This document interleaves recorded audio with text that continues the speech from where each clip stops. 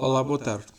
Hoje estamos aqui mais uma vez reunidos para o estudo do livro Nosso Lar, livro de André Luiz, psicografado de Francisco Cândido Xavier. Esta é uma obra-prima da literatura espírita. Vamos iniciar hoje o capítulo 46, Sacrifício de Mulher, como se está intitulado. Qualquer das formas, antes de iniciarmos, quero pedir-vos ao nosso irmão maior, nosso Mestre Jesus, aos nossos guias, aos nossos amigos espirituais, para que nos possam dar o discernimento para explicar da melhor forma possível, dentro das condições que tenho, para que o vosso entendimento também seja um agrado para todos vós, quer sejam encarnados, quer sejam desencarnados. Obrigado, Mestre, e que assim seja. Vamos então dar início ao estudo deste 46º capítulo.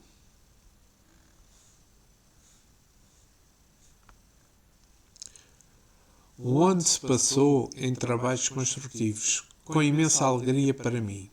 Aprender a ser útil, encontrar o prazer do serviço, experimentando crescente alegria e confiança. Até ali, não voltar ao lar terrestre, apesar do imenso desejo que me atormentava o coração. Às vezes, pretendia pedir concessões nesse particular, mas alguma coisa me impedia. Não receber o auxílio adequado não contava. Ali, com o carinho e o apreço de todos os companheiros.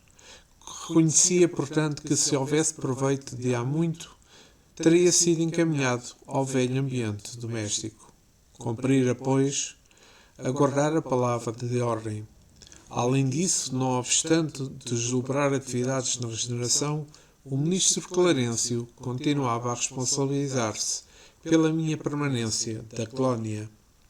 Ora, aqui estamos num ponto em que, apesar da alegria de trabalho, que tristeza é que realmente ainda enfrentava André Luiz, porque vejamos da forma como ele menciona neste início deste capítulo o que representa esse sentimento dele, que ele demonstra do ser útil. Vejamos, ser útil, fazer a diferença das vidas das pessoas, doando em amor, em oração, em amparo, em cuidados, trabalhar no bem e ajudar ao próximo, levando o consolo, incentivando-os a erguerem-se a nível moral ou mesmo material. Servir a causa nobre empenhando-se no progresso de um local ou de uma coletividade são as reais, como que os reais alimentos da alma, dando sentido à existência e nos direcionando a Deus em nós. Vejamos que há um apontamento no Evangelho segundo o Espiritismo de Allan Kardec, no capítulo 13, no item 6, onde ele menciona isto que eu acho que é importante referenciar aqui. Todo aquele que sinceramente deseja ser útil a seus irmãos encontrará 1000 ocasiões de realizar o seu desejo. Procure-as e elas se depararão. Se não for de um modo, será de outro, porque ninguém há que, no pleno exercício de suas faculdades, não possa prestar um serviço qualquer, dar um consolo, minorar um sofrimento físico ou um sofrimento moral, fazer um esforço útil, mesmo sem dinheiro. Todos não dispõem do seu trabalho, do seu tempo, do seu repouso para dar uma parte. Também Joana de Anjos, nos episódios diários psicografado de Francisco Cândido Xavier, capítulo 9, sobre a ação e a bondade, ela menciona o seguinte: faz o bem com alegria, e no ato de realizá-lo desfrutarás a sua compensação. Ajuda a todos com naturalidade, como dever que te impõe, a favor de ti mesmo, e te envolverás em paz. Muito importante este pequeno apontamento de Joana de Ângeles sobre realmente a questão de ser útil. A senhora Laura, voltamos ao texto, a senhora Laura e o próprio Tobias não se cansavam de lembrar esse facto. Por diversas vezes tinham questionado o generoso ministro Auxílio e, no entanto, mantinha-se ele sempre silencioso sobre o assunto. Aliás, Clarencio nunca modificava a atitude reservada no desempenho das obrigações relacionadas à sua autoridade. Apenas por Natal, quando me encontrara nos festejos de elevação, tocara levemente no assunto, adivinhando-se-me as saudades da esposa e dos filhinhos. Comentara as alegrias da noite e asseverara não andar longe o dia em que me acompanharia ao ninho familiar. Agradeci comovidamente, esperando, cheio de bom ânimo. Entretanto, atingimos setembro de 1940, sem que visse a realização dos meus desejos. Vejamos aqui que André Luís não conseguiu, mas não conseguiu visitar a esposa e os filhinhos, como ele dizia. Pois, vamos lá ver. Há aqui uma questão que é generalista, que é todos os encarnados visitam o lar terreno para rever a família. Vamos lá, isto é importante falarmos nisto, porque há muitas dúvidas a pairar sobre este assunto. Vamos lá ver. O desejo de retornar ao lar é uma coisa natural para aquele que deixou seus amados na terra, como é óbvio. A saudade é legítima dos dois lados da vida. Mas a ideia de que entes desencarnados sabem tudo o que ocorre aos familiares nem sempre é correta. Os mais elevados é possível o livre acesso. Geralmente tornam-se seus protetores. Porém, aqueles que ainda não encontraram o equilíbrio poderiam interferir no lar, prejudicando os seus entes amados. Muito importante isto. São orientados a aguardar um momento adequado. É o que está a acontecer com André Luís. O que aconteceu com André Luís. E quando lhe é permitida a visita carinhosa, os parentes mais sensíveis podem até sentir a sua presença, digamos assim. Grande recurso de consolação ao coração é a comunicação mediúnica. Mas há espíritos cuja condição de perturbação em que se encontram não lhes permite a frequência mental necessária para a tal aproximação. Também existem os rebeldes que agem por conta própria e correndo os riscos de se tornarem seus obsessores. E já ouvimos falar muitas vezes disto, porque mesmo por vezes seres familiares que partiram e que se tornam obsessores por uma ou outra razão. Vamos lá ver. No livro dos Espíritos, na pergunta 935 e 936, Allan Kardec faz um comentário que é muito pertinente. A possibilidade de comunicarmos com os Espíritos é uma consolação muito doce, pois que nos proporciona meio de conversarmos com os nossos parentes e amigos que deixaram, antes de nós, a Terra. Acaba assim, por bem dizer, toda a separação entre eles e nós. Auxiliando com os seus conceitos, testemunham-nos o afeto que nos guardam e a alegria que experimentam para nos lembrarmos deles. Para nós, grande satisfação é sabê-los felizes, informar-nos por seu intermédio dos pormenores da nova existência que passaram a adquirir a certeza de que um dia nos iremos a eles juntar. A doutrina espírita nos oferece uma suprema consolação para uma das causas mais legítimas da dor. Com o espiritismo não há mais solidão, não há mais abandono. O homem mais isolado tem sempre amigos perto de si, com os quais pode-se comunicar. Suportamos impacientemente as aflições da vida, e elas nos parecem tão intoleráveis que julgamos não poder suportá-las. Entretanto, se as suportarmos com coragem, se soubermos silenciar os nossos lamentos, ficaremos felizes com isso quando estivermos fora desta prisão terrestre. como o paciente que só fica feliz quando é curado, por se ter submetido a um tratamento doloroso. É importante ter-se falado nisto porque há muitas questões que se colocam sobre este assunto. Eu acho que aquilo que mencionei é extremamente esclarecedor. Confortava-me, porém, a certeza de haver preenchido todo o meu tempo nas câmaras de retificação, com serviço útil. Não descansara, Nossas tarefas prosseguiam sempre sem intervalo de continuidade. Habituara-me a cuidar dos enfermos, a interpretar-lhes os pensamentos. Não perdia de vista a pobre Elisa, encaminhando-a de maneira indireta a melhores tentativas, à medida, porém, que se consolidava o meu equilíbrio emocional. Intensificava-se-me a ansiedade de rever os meus. A saudade doía fundo. Vemos aqui que André Luís está cada vez mais com que uma saudade de forma muito crescente. Mas o que é que significaria esta frase, esta parte que ele fala aqui, que diz: não perdia de vista a pobre Elisa, encaminhando-a de maneira indireta a melhores tentativas. Vejamos que nós falámos nisso no capítulo 40, quando o moço, valendo-se da sua posição, André havia ultrapassado os limites da intimidade para com Elisa, jovem contratada por sua mãe para os serviços domésticos. Depois de tantos anos, encontrou-a nas câmaras de retificação. Recordam-se disto? Da retificação da colónia espiritual, em estado de lastimável desarmonia e de cegueira.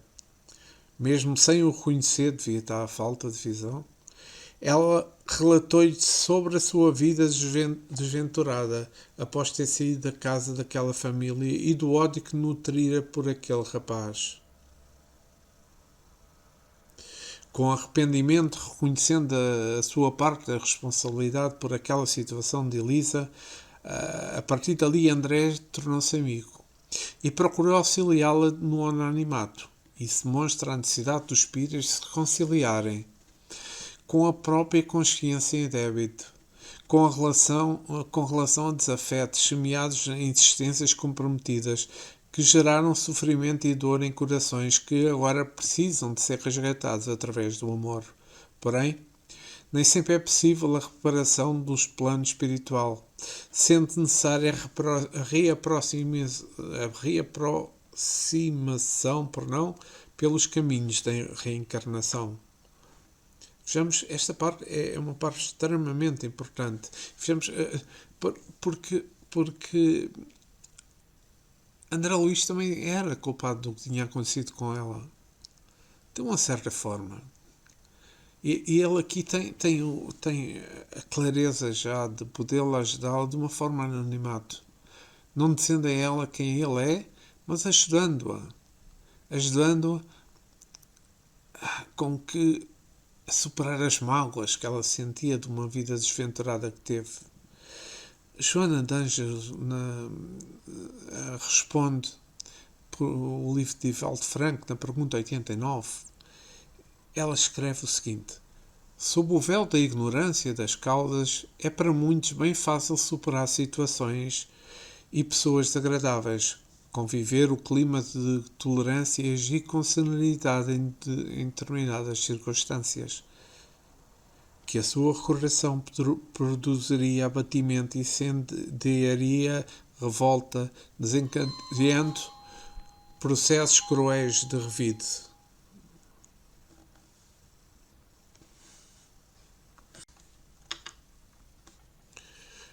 Voltemos ao texto. Em comparação, de longe a longe, era visitado por minha mãe, que nunca me abandonou à minha sorte, embora permanecesse em círculos mais altos.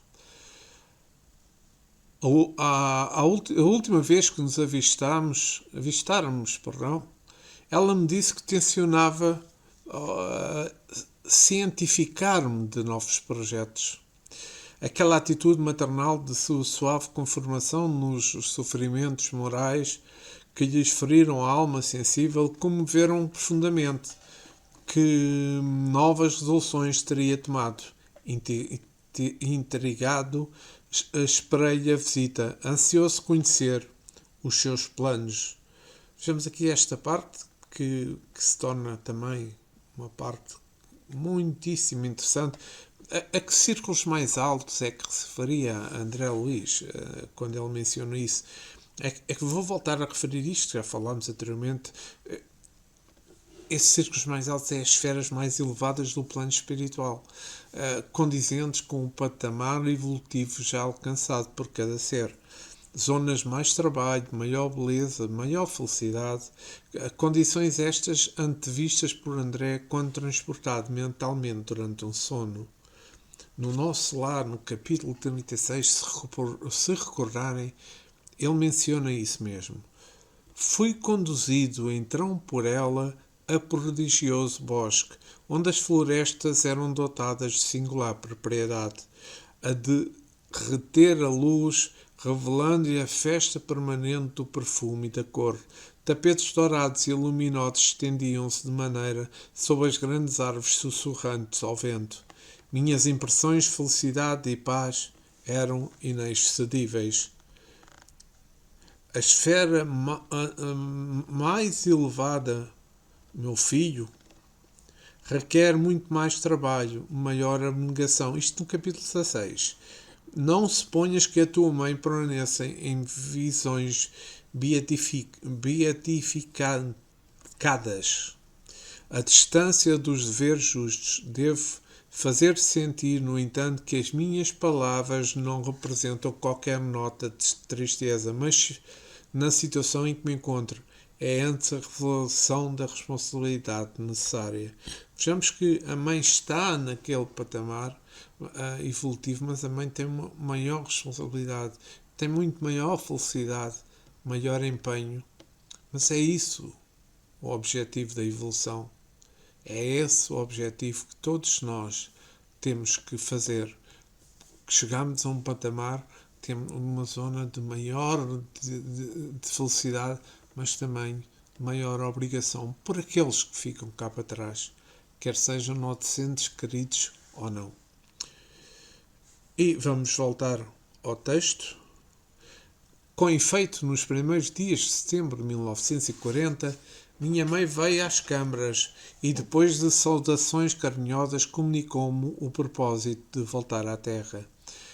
Em tom afetuoso, explicou o projeto, mas surpreendido e discordante de semelhante decisão, protestei. Não concordo, disse André Luiz. Voltar a senhora à carne? Porquê? Internar-se de novo no caminho escuro sem necessidade imediata?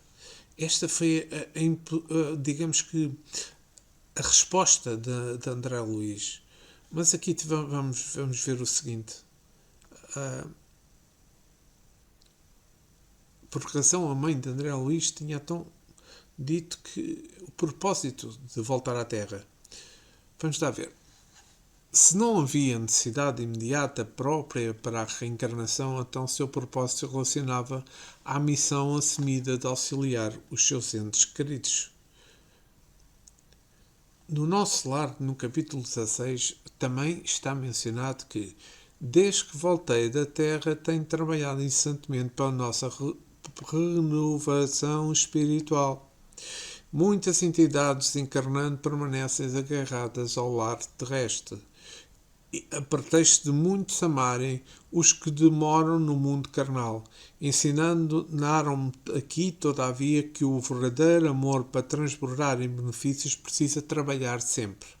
Desde a minha vinda, então, procuro esforçar-me para conquistar o direito de ajudar aquele que amamos. Vejamos que aqui a mãe de André Luiz é muito sincera a dizer qual é o seu grande objetivo. E é um objetivo muito claro, muito justo e louvável. Vamos continuar com o texto. Mostrando nobre expressão de serenidade, minha mãe ponderou: não consideras a angustiosa condição do teu pai, meu filho. Há muitos anos de trabalho para reerguê-lo. Os seus esforços têm sido ineficazes. Learte é hoje um descrente de coração envenenado. Não poderia persistir em semelhante posição sob a pena de mergulhar nos abismos mais profundos. Que fazer, André? Terias coragem de revê-lo em tal situação, esquivando-se ao socorro justo? Não, respondeu André Luís, impressionado. Trabalharia por auxiliá-lo, mas a senhora poderá ajudá-lo mesmo daqui. É importante esta parte, Ives, porque vejamos que realmente, se nós pensarmos primeiro em que condições é que o pai de André Luís, Laerte, se encontrava para haver este tipo de conversa. Vejamos, foi no capítulo 16 que nós já vimos.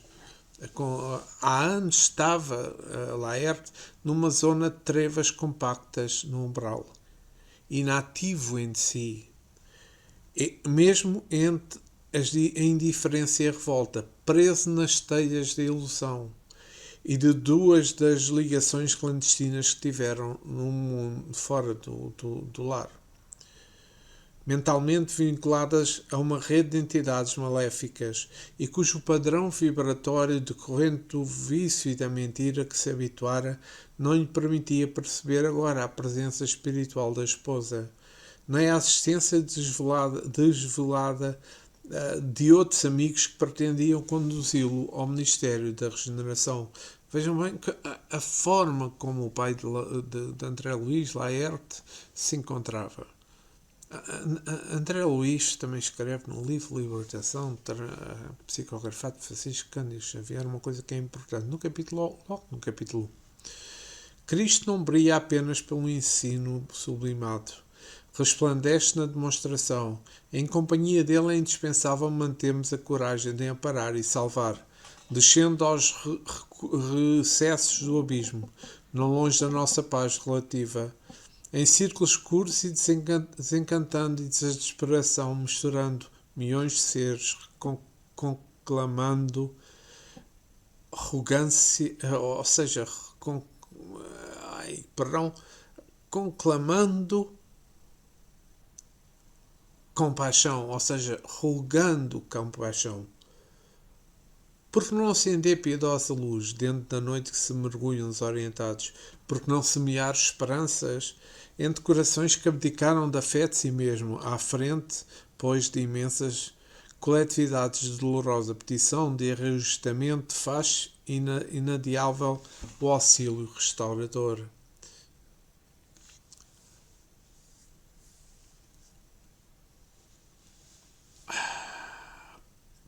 Porquê é que seria que Laerte não poderia persistir em semelhante posição sob a pena de mergulhar em abismos profundos, como está escrito nesta parte do texto? Vejamos. Eu acho que também é importante falarmos nisto. Se o pensamento é a força criadora, a vontade de que dá a direção da qualidade superior ou inferior que pretende a mente, aqueles que utilizam a experiência da vida para progredir moralmente se libertam das amarras existentes embrutecida rumo a planos e mundos mais felizes, retornando mais tarde para auxiliar na evolução da humanidade que evolutivamente deixaram para trás. São eles os servidores de Cristo, em missão regenerativa da Terra, trabalhando no sacrifício do amor abençoado que lhes é próprio. Porém, os que direcionam suas escolhas por livre vontade aos caminhos escuros do mal, mergulham cada vez mais em abismos infelizes, arrastando consigo os que se deixam conduzir, que sucumbem a tentações ilusórias que alimentam suas paixões e vícios, dissipando-se assim, gradativamente, a personagem que lhes é própria. No entanto, as redes de amor divino sempre recolhem as ovelhas desgarradas, proporcionando-nos novas oportunidades de redenção, e quando não aproveitam a chance que lhes é concedida, persistindo repetitivamente no erro, necessitam ser exilados a mundos inferiores, para se corrigirem pela força de maiores dificuldades. Como vê, se nós não aprendemos por bem, aprendemos pela dor. Como se costuma dizer, não aprendemos pelo amor, aprendemos pela dor. E aqui é exatamente o que está a acontecer se realmente esses espíritos que continuam a querer caminhar no sentido do mal, influenciado por forças maléficas.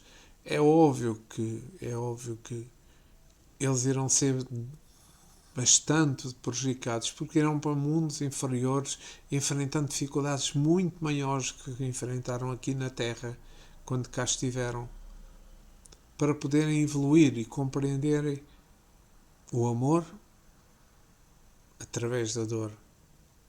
Enfim, esta é a nossa vida. Vamos continuar com o texto. Não duvido. No entanto, os espíritos que amam verdadeiramente não se limitam a estender as mãos de longe. De que nos valeria toda a riqueza material se não pudéssemos entendê-la os entes queridos? Poderíamos, acaso, residir num palácio relegando os filhinhos à tempestade? Não posso ficar à distância. Já que poderei contar contigo aqui, doravante reunir-me-ei a Luísa a fim de auxiliar o teu pai e encontrar o caminho certo. Aqui, novamente, continuamos com este assunto que a mãe de André Luís poderia continuar ajudando Laerte no plano espiritual. É claro que sim. É claro que sim. Contudo, seria uma atuação menos ostensiva, praticamente imperceptível. Não seria uma atuação direta. A ação não teria efeitos tão imediatos quanto esta, menos ostensiva. Afinal, na condição espiritual existem as barreiras de frequências vibratórias. Sendo assim, Laerte não consegue identificar as presenças superiores da mãe de André e dos bons amigos que o querem ajudar. Os espíritos em condições mais elevadas poderiam se fazer invisíveis, mas compreendem a importância de respeitar o livre-arbítrio, mesmo quando os espíritos inferiores estão interferindo nessa liberdade. Normalmente limitam-se a sugerir bom ânimo e bons pensamentos. Já uma oportunidade de recomeço num novo cenário material, aliado ao esquecimento reencarnatório e à presença constante da companheira na vestimenta física, poderiam contribuir mais efetivamente para as mudanças necessárias de rota, apesar das tendências inferiores. E quem era Luísa? Vejamos. Luísa é mais um espírito familiar de André Luís, dotado ao bem. Ela fora sua irmã e já reencarnara para auxiliar os entes queridos na Terra. Portanto, é na família espiritual que o amor se consagra amplamente, pelos sacrifícios visando o bem de todos. Se nós voltarmos ao nosso lar, no capítulo 16 está escrito: meu único auxílio direto repousava na cooperação afetuosa da tua irmã Luísa, aquela que partiu quando eras pequenino. Luísa esperou-me aqui muitos anos. Foi o meu braço forte nos trabalhos ásperos de amparo à família terrena. Isto demonstra que a importância da família e que realmente os espíritos, por vezes, fazem estes tipos de sacrifícios para ajudar no bem comum da família. Isto está bem patente aqui nesta parte do texto.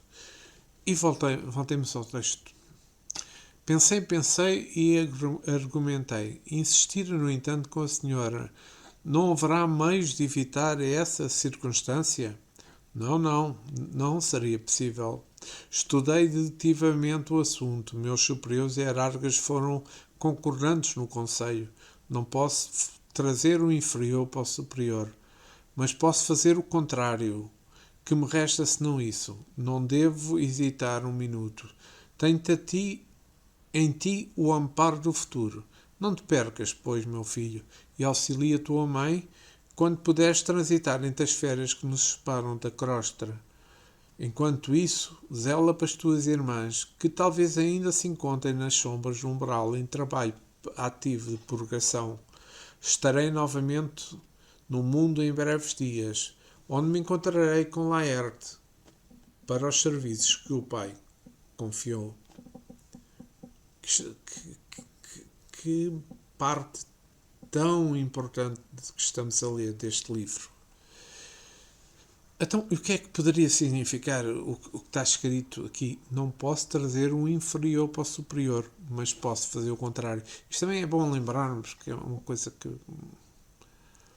por vezes, aparecem como questões e que eu acho que as pessoas pensarem um pouco conseguem refletir e facilmente chegar ao resultado. Mas, aos espíritos mais elevados não é possível fazer evoluir os que estão em condições inferiores à sua, pois a evolução é decisão e mérito próprio de cada espírito. Porém, lhes é possível a aproximação para auxiliá-los na sugestão e condução dos caminhos evolutivos a seguir, sempre respeitando as suas escolhas. Então, e qual é que é este compromisso que a mãe de André Luís lhe consagrara? É que era realmente seguir, mantendo-se consciente e firme nos propósitos de aprimoramento, possibilitando assim ampará-lo em necessidades espirituais no cumprimento da missão durante a reencarnação. Islapas irmãs que possivelmente permanecem no umbral. Afinal, a intercessão dos espíritos por seus amigos e familiares é fruto do trabalho, de sacrifício e de colaboração. Qual é a diferença entre o estado de Laerte e das irmãs de André Luís no umbral? Clara e Priscila, irmãs de André Luís, viviam no umbral em trabalho ativo de purgação, isto é, em perturbação, presas no próprio egoísmo, ódio e paixões. E lá permanecerão o tempo necessário para se mudar suas emanações mentais. Já Laerte estava vinculado a forças tenebrosas, refratário a qualquer ajuda. Estão a ver aqui a diferença entre as irmãs e o pai? Mas vamos continuar. Mas indaguei. Como se encontra ele com a senhora em espírito? Não, disse minha mãe com significante expressão fisionómica. Com a colaboração de alguns amigos, localizei-o na Terra a semana passada, preparando a reencarnação imediata sem que ele me nos identificasse o auxílio direto. Quis fugir das mulheres que ainda o subjugam, talvez com razão, e aproveitando a sua disposição para submetê-la à nova situação carnal. Mas isso é possível? E a liberdade individual? Questiona aqui André Luís e uma questão bem colocada. O que é isso? Perdão, da liberdade individual. Bem, trata-se aqui de uma reencarnação compulsória. Peço imensa desculpa hoje, isto não está complicado. Compulsória, utilizada para recursos à misericórdia divina, visando a oportunidade de progresso do espírito, quando este, por inferioridade ou má vontade, não é capaz de compreender as necessidades dessa nova experiência para o seu próprio bem. Portanto, cabe às leis divinas regular os limites da liberdade da vontade do ser, impondo-lhe, quando necessário, circunstâncias educativas perfeitamente justificáveis que o reconduziam a caminhos que lhe permitiam redirecionamento para a harmonia e o amor. Submetendo a um recomeço, trata-se sobretudo do seu equilíbrio, um bálsamo de alívio, o manto necessário para o esquecimento reencarnatório e possibilita, inclusive, a reaproximação de inimigos. Vamos continuar com o texto. Como costuma dizer, está quentinho, está muito interessante. Minha mãe sorriu, algo triste, e conciliou. Há reencarnações que funcionam como inevitáveis compulsórios. Ainda que o doente não se sinta corajoso, existem amigos que os ajudam a ingerir o remédio santo, embora muito amargo relativamente à liberdade restrita, A alma pode invocar esse direito somente quando compreende o dever e o pratica. Quanto ao mais, é indispensável reconhecer que o devedor é escravo do compromisso assumido. Deus criou o livre-arbítrio, nós que criamos a fatalidade. É necessário quebrar, portanto, as algemas que fundimos para nós mesmos. Muito importante estas afirmações da mãe de André Luiz. E o que é que significa este? Deus criou o livre-arbítrio, nós criamos a fatalidade. Ou seja, as perfeitas leis divinas e imutáveis que regem o universo são constituídas pelos princípios relativos ao Criador. Um deles é a liberdade de decisão de cada criatura sobre os caminhos que pretende seguir. A princípio, essas escolhas seguem os seus instintos, mais tarde a sua capacidade intelectual, e quando mais adiantada a evolução moral será a sua bússola íntima. De qualquer maneira, é a direção tomada que gera as consequências, fatalidades criadas pelo próprio ser, necessárias ao reajustamento da direção que o reconduzirá à perfeição. Portanto, diante das barreiras naturais, está em suas mãos a condução dos próprios passos, seja pela mudança da rota ou persistência do caminho difícil. Mas, afinal, o livre-arbítrio é respeitado pelos espíritos superiores. Ou a reencarnação pode ser terminada pelas instâncias superiores independente da vontade do espírito. Esta parte é importante, porque o livre-arbítrio é sempre respeitado, como sabemos. Porém, todos são submetidos à lei do progresso. Essa é que é a diferença. Que impulsiona mundos e seres à melhoria. E como existe uma ordem natural de organização que interliga tudo e todos, por força desse progresso geral, a liberdade de escolha não poderá ultrapassar os limites da harmonia universal.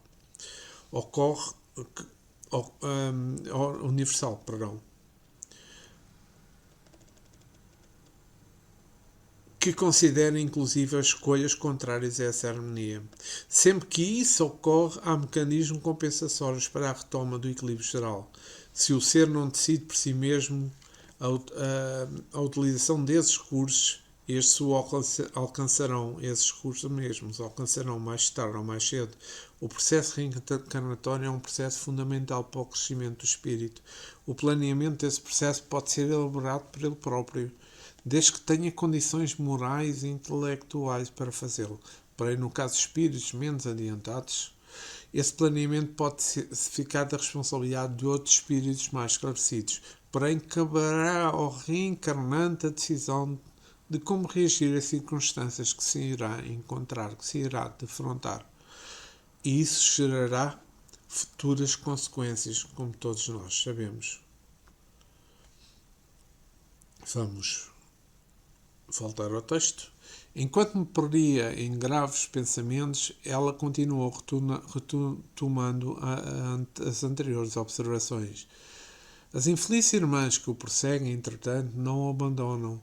E se não fosse a proteção divina por intermédio de nossos guardas espirituais, talvez lhe subtraíssem a oportunidade da nova reencarnação. Meu Deus, será então possível? Estamos à mercê do mal até esse ponto? Simplesmente joguetes nas mãos dos inimigos? Essas interrogações, meu filho, esclarece a mãe, devem parar em nossos corações e nossos lábios antes de contrairmos qualquer débito e antes de transformarmos irmãos em adversários para o caminho. Não tomemos por empréstimos à maldade. Muito importante esta parte do texto novamente. Na verdade, estaremos sempre à mercê do mal que há em nós. O mal será sempre uma escolha momentânea, enquanto que o bem para nós, espíritos imortais, é a fatalidade da nossa existência, nosso destino.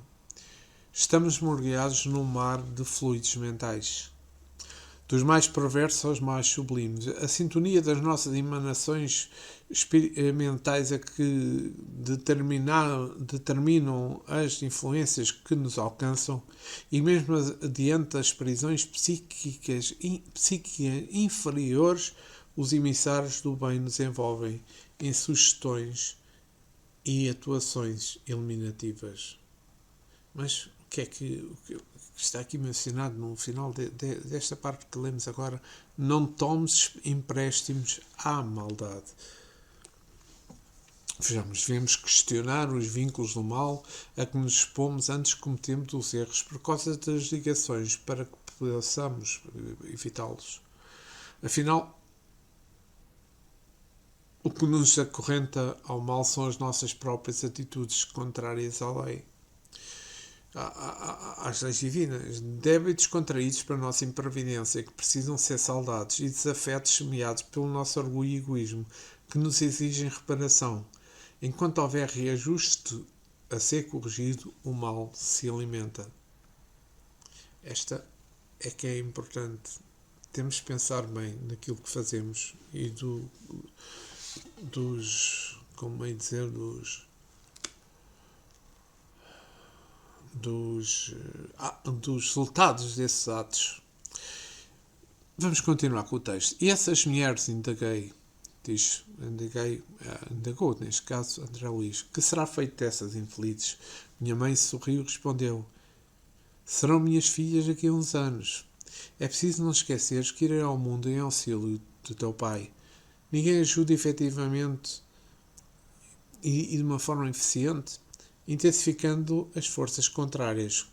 Como não se pode apagar na terra um incêndio com petróleo, é indispensável amar. André. Esta parte que a mãe diz isto é de um poder tão grande já, em que, como ela acrescentou, é indispensável amar. Claro, o amor, esse sublime sentimento capaz de desfazer o mal e reunir criaturas rebeldes e endurecidas. Imagina o quanto seria se a mãe de André acolhesse sua benevolência sacrificial somente Laerte, reencarnando, ele permaneceria vinculado a essas entidades, que provavelmente continuariam a obsidiá-lo e com maior intensidade para não perder a influência sobre ele próprio e o poder desviá-lo das suas boas resoluções. Na oração de São Francisco Xavier,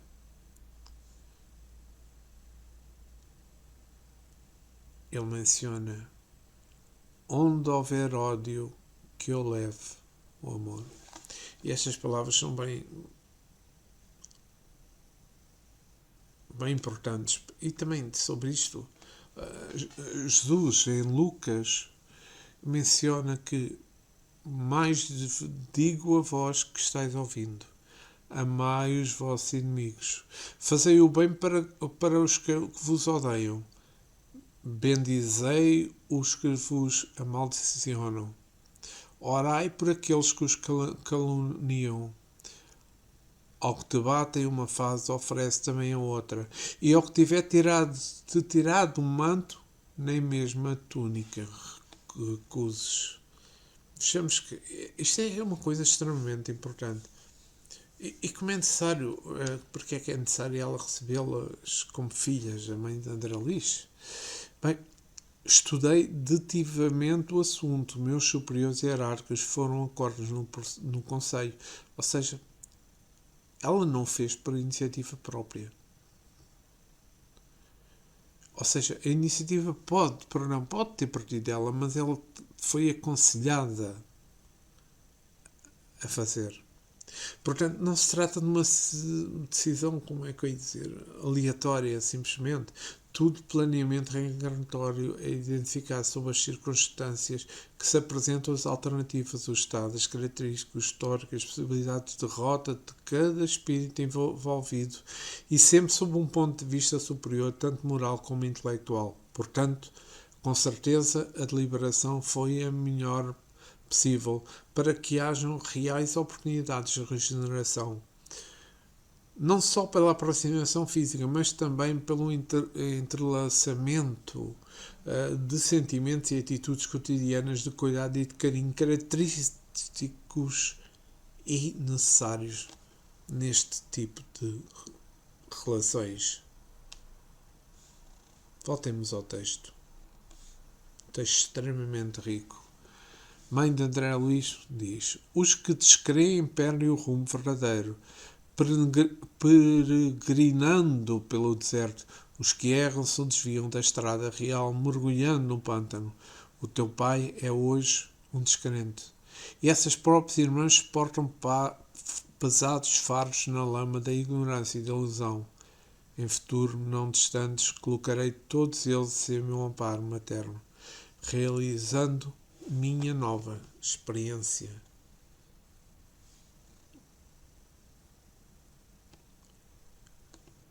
Porque é que ela menciona logo no início: os que descreem perdem o rumo verdadeiro, peregrinando pelo deserto. Os que erram se desviam da estrada real, mergulhando no pântano. Se nós pensarmos, os que se acreditam da grandeza divina fecham os olhos espirituais a qualquer sentido superior, os que os poderia conduzir à harmonia, à paz, à felicidade, ao amparo amoroso, ao esclarecimento libertador. Os que entregam os seus impulsos inferiores agindo no mal e nele persistindo, caminham no sentido contrário em toda a sua manancial de amor e luz, envolvendo-se cada vez mais em trevas densas de ilusão.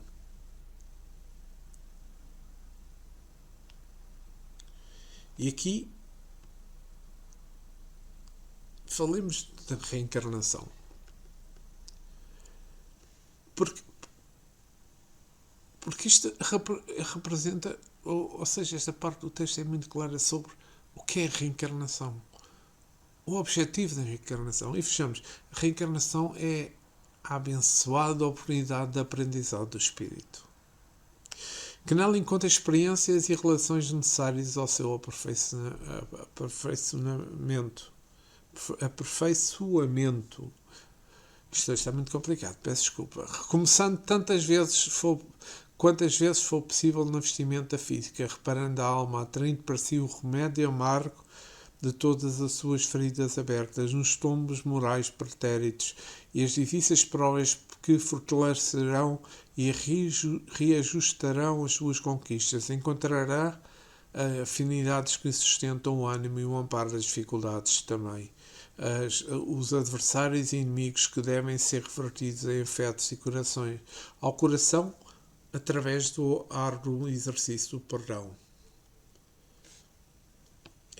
É importante porque isto as pessoas todos deviam saber o que é a reencarnação, qual é o seu objetivo.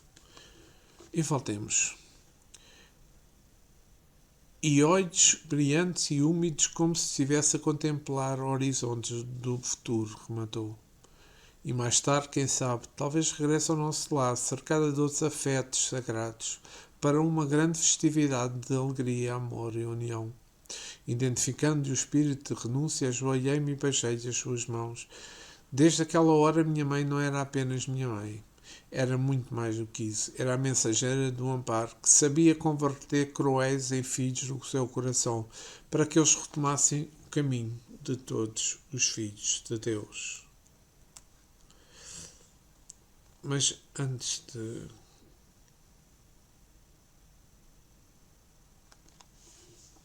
vejamos que os espíritos alcançam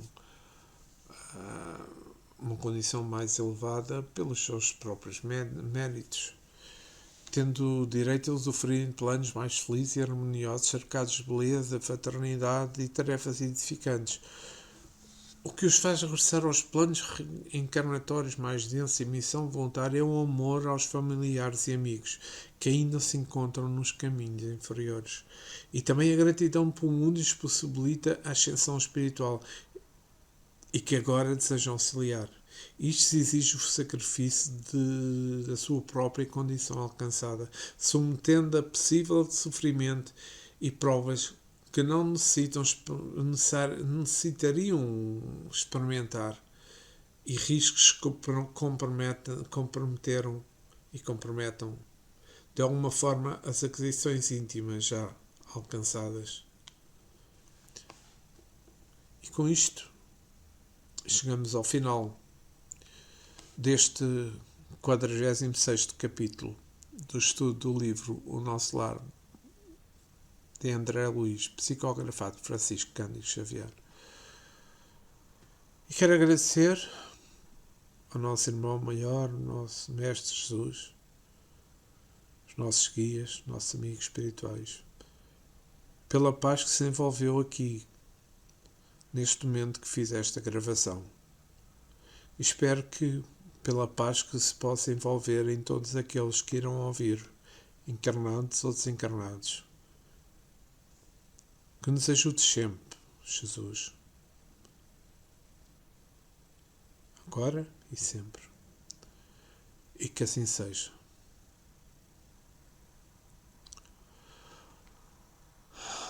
Obrigado, meus amigos. Voltemos para a semana, para o 47º capítulo. Entretanto, vou fazendo de uma forma quase 2 em 2 dias, 3 em 3 dias, o máximo, a continuação do estudo do Livro dos Espíritos, que eu acho que está a ser interessantíssimo para todos aqueles que ouvem. Muito obrigado a todos e até breve. Estejam connosco.